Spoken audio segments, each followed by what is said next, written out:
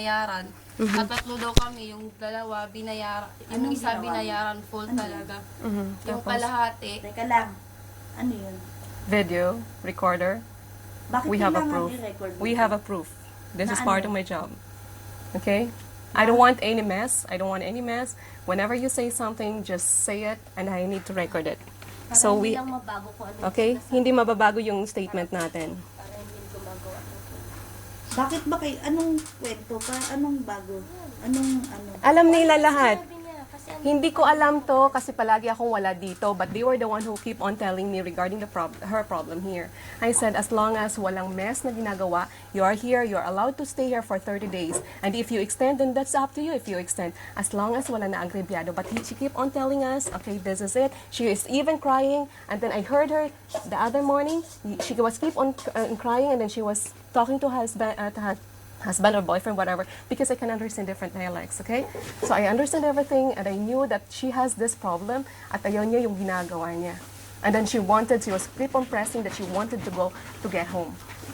So why? And then this morning, when I spoke with her, and then she said she's going to pay another 20,000 pesos for you guys. Which is, I said, why is it that you're paying? Are they licensed agent? Okay? Alam mo ate, Okay, sige. Oh, if you want this to keep on if you want Alam this mo. problem to go on, I don't want any explanations because I understand it very the fact that this is illegal. What you're doing all here is illegal. Hindi ko rin Okay? inaano yung kung ano yung sasabihin mo sa amin. Ha? Mm-hmm. Gusto ko lang marinig sa kanila kung ano yung mga napag-usapan nyo. Mm-hmm. Ngayon, kung ano man ang mga napag-usapan nyo, ang makakasettle lang nito is kami. Mm-hmm. Okay? Ngayon, kung sinasabi mo na sinisingil namin siya ng 20,000, it's our work. Diba? Mm-hmm. So are you Trabaho legal namin to yun. work? Trabaho. Legal? Is it Alam legal? mo ate, illegal o hindi illegal, 'di ba? Trabaho namin ito, ha? Trabaho namin ito sa mga babae na hindi namin pinilit at sila ang may gusto na kahit anong orient namin, anong explanation namin kung anong mangyayari sa kanila dito sa Singapore, ginusto nila, hindi namin tinutukan, wala kaming magagawa. Still, it's illegal. Ha? Oh, yun Okay. na nga. And diba? it is not allowed by Ayun the na law. nga. Ayun na nga. It's not okay? allowed by the law. So Okay. let's not Ayun let's na not nga. argue anything against the law. Okay? Ngayon, ganito. Let's not argue anything against the law because I don't want it. Bakit? Kami lang ba ang ano? Okay, so- Bakit hindi mo kausapin yung boss namin? Okay? Ha? Doon ka. Mamaya, dadaling kita kay Papa Jai. I don't need to talk- kausapin I don't need to talk to your sabihin mo, boss. you're illegal. Okay. Ganunin mo siya. Ang trabaho mo is illegal. Inaano mo ang mga babae. Dahil di ba ano ka? Ngayon, bibit-bitin kita doon. Why is it Para- bibitin mo ako? My only concern is the nga girl here. is, explaining yun na sinasabi ko sa'yo na trabaho nga namin ito. At kung ano man ang problema, kami You're ang saying that makakasolve. this is your work, right? Na, This is your ito work. nga ang... Oo, di ba nagtatrabaho kami? This is Lahat your work. naman dito nagtatrabaho. Okay. Go Diba? on. Go on. Di ba? Go on. Na, ito naman talaga ang trabaho namin. Mm-hmm. Ngayon, kung gusto mong umapila, dahil naaawa ka, or whatever, dadalhin kita dun sa boss ko. Mm-hmm. Hindi, I don't need to na see your para- boss. I don't need to see your Hindi boss. nga, para nga We can kausapin mo sila. met in the authority. yung ano ni concern My ni concern ate, is the bakit two kasi- girls. Ayun na nga. Kaya nga sinasabi ko nga, kung ano man ang problema nila, kami ang makakasolve pag-uusapan namin. Diba? Okay, just make it things clear. Girls, what do you want? Do you still want to be with them or do you want to have your own life? Ikaw magdesisyon. Gusto Okay. mo ba sumama sa kanya? It's up to you. If you want to keep on paying this money, just tell me.